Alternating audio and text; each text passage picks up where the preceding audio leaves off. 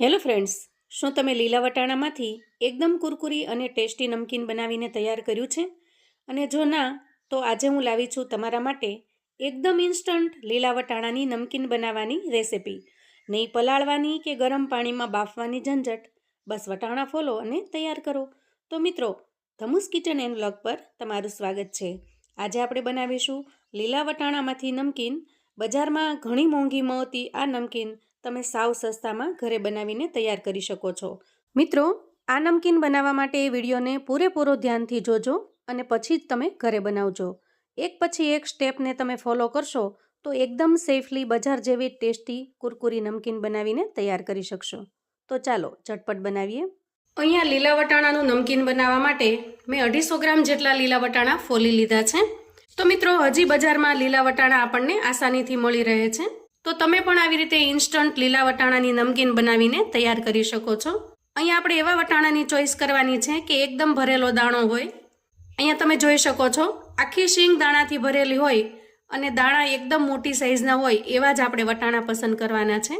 કેમ કે એવા વટાણા લેવાથી નમકીન ખૂબ સરસ બનીને તૈયાર થશે.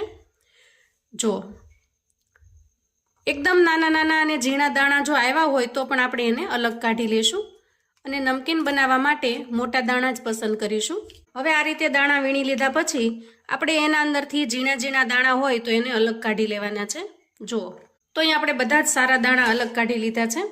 હવે આ દાણાને આપણે ધોઈ લેવાના છે. એકદમ ચોખ્ખા પાણીથી ધોઈ લઈશું અને દાણા ધોઈ લીધા પછી એને થોડા કોરા કરી અને આપણે એને એક ડબ્બામાં ભરી લઈશું. આ દાણાને આપણે 1 થી 1.5 કલાક અથવા તો 2 કલાક ફ્રીજમાં મૂકી દેવાના છે. તો તમે બે રીતે નમકીન બનાવી શકો છો. એક તો દાણાને એકદમ ઠંડા કરી દેવાના છે અને બીજું કાં તમારે દાણાને બોઇલ કરવાના છે, એટલે કે ગરમ પાણીમાં થોડા ઉકાળી લેવાના છે. તો આજે હું તમને દાણાને ઠંડા કરી અને કઈ રીતે નમકીન બનાવી શકાય એ રેસિપી શેર કરું છું. તો અત્યારે આ ડબ્બાની અંદર ભરી અને હું કલાક માટે દાણાને ફ્રીજમાં મૂકી દઉં છું. તો ત્યાં સુધીમાં આપણે વટાણા માટે સરસ મજાનો ચટપટો મસાલો બનાવીને તૈયાર કરી લઈએ. તો અહીંયા 1 ચમચી સંચળ લેશું અને અડધી ચમચી જેટલું અહીંયા સાદું મીઠું લેશું, જે આપણે રસોઈમાં વાપરીએ છીએ. 1 ચમચી જેટલો આપણે અહીંયા આમચૂર પાવડર લેશું. આમચૂર પાવડરથી એકદમ સરસ ખાટો મીઠો ટેસ્ટ આવે છે. આપણને બજારના નમકીનની અંદર જે ખાટો મીઠો ટેસ્ટ આવે છે એમાં મોટા ભાગે આમચૂર પાવડર હોય છે. અને 1 ચમચી અહીંયા લાલ મરચું પાવડર વાપરીશું. તો મેં અહીંયા કાશ્મીરી લાલ મરચું લીધું છે, એટલે કે બહુ તીખું નહીં લાગે પણ એનો કલર ખૂબ સરસ આવશે. તમારે જો થોડું સ્પાઇસી ખાવું હોય તો મરચાંનું પ્રમાણ થોડું અમથું વધારે દેવાનું, ખૂબ વધારે નહીં. અને હવે બધી જ વસ્તુને આપણે મિક્સ કરી દેવાની છે. તો આનાથી એકદમ સરસ ખાટો મીઠો એવો મસાલો બનીને તૈયાર થાય છે. તો આ રીતે તમે જ્યારે પણ ઘરે નમકીન બનાવો તો મસાલો બનાવીને તૈયાર કરી શકો છો અને એકદમ બજાર જેવો ટેસ્ટ પણ આવે છે આમાં. તો અહીંયા જુઓ, મસાલો બનીને તૈયાર થઈ ગયો છે. અંદાજે 1-8 કલાક ફ્રીજમાં રાખ્યા પછી વટાણાને આપણે બહાર કાઢી લીધા છે અને 2 થી 5 મિનિટ માટે આપણે એને સામાન્ય તાપમાન પર આવવા દઈએ. બસ આ સ્ટેજે આપણે હવે ગેસ તરફ જઈશું. હવે જુઓ, ગેસ ઓન કરી અને મેં એક કડાઈ મૂકી દીધી છે અને એ કડાઈની અંદર આપણે થોડું તેલ લઈ લઈએ અને આ તેલને આપણે ખૂબ સારી રીતે ગરમ થવા દઈએ. તો અહીંયા એ વાતનો ખાસ ખ્યાલ રાખવાનો છે કે તેલ ઓછું ગરમ થયેલું ન હોવું જોઈએ.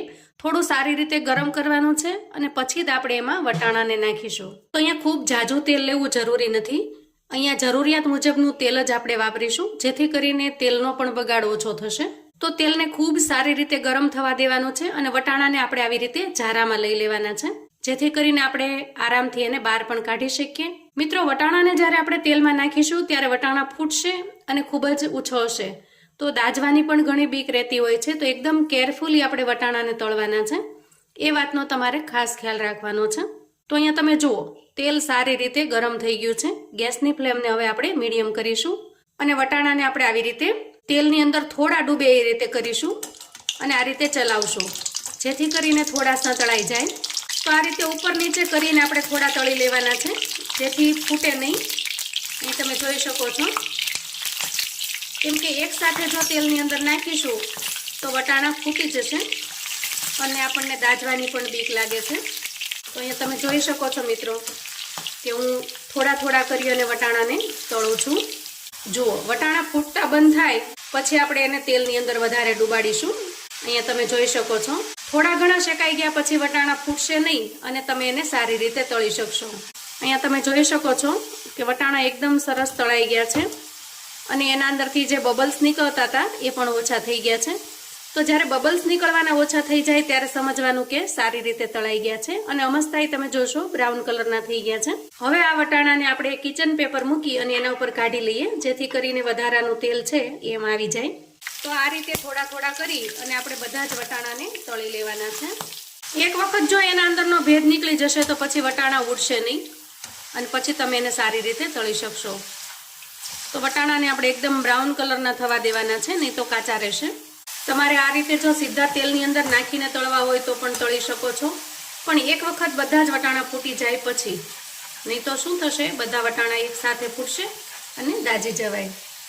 અહીંયા તમે એનો અવાજ સાંભળી શકો છો. એકદમ ક્રિસ્પી બન્યા છે.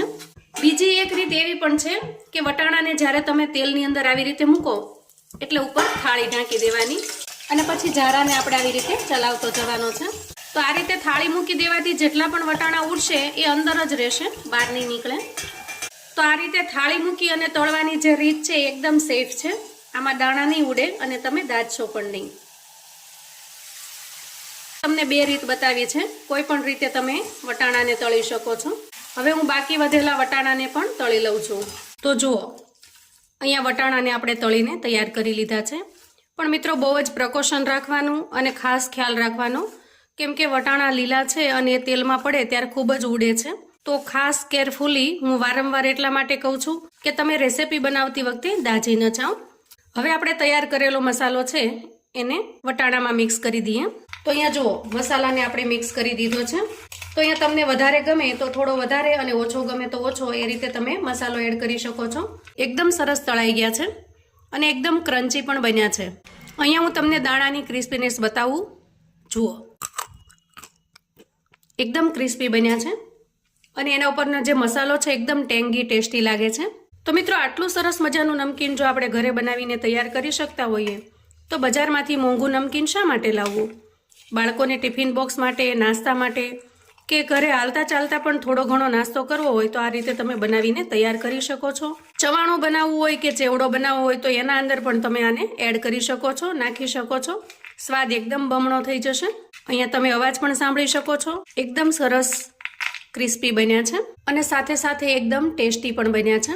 તો મિત્રો, આવું અવનવું જાણવા માટે ચેનલ પર જો તમે નવા છો તો ચેનલને સબસ્ક્રાઈબ કરો. વિડીયો ગમે તો લાઈક અને શેર કરો. તમારા સગા સંબંધી મિત્રોને પણ આ સરસ મજાના લીલા વટાણાની નમકીનની રેસિપી ચોક્કસથી મોકલી આપજો, જેથી એ લોકો પણ બનાવીને તૈયાર કરી શકે અને બાળકોને લંચ બોક્સમાં કે ટિફિન બોક્સમાં પણ આપી શકે. તો મને આશા છે કે મારો આજનો વિડીયો તમને ચોક્કસ ગમ્યો હશે. કોમેન્ટમાં મને જણાવજો મિત્રો કે રેસિપી તમને કેવી લાગી છે. તો ફરી મળીએ એક નવી રેસિપી સાથે. ત્યાં સુધી આવજો મિત્રો.